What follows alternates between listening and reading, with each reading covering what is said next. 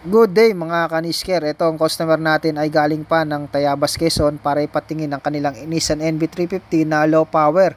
60 kph lang yung kaya niyang takbuhin. Then upon checking, nakita natin na yung kanyang turbo actuator na common na nasisira sa NV350 ay hindi na gumagana.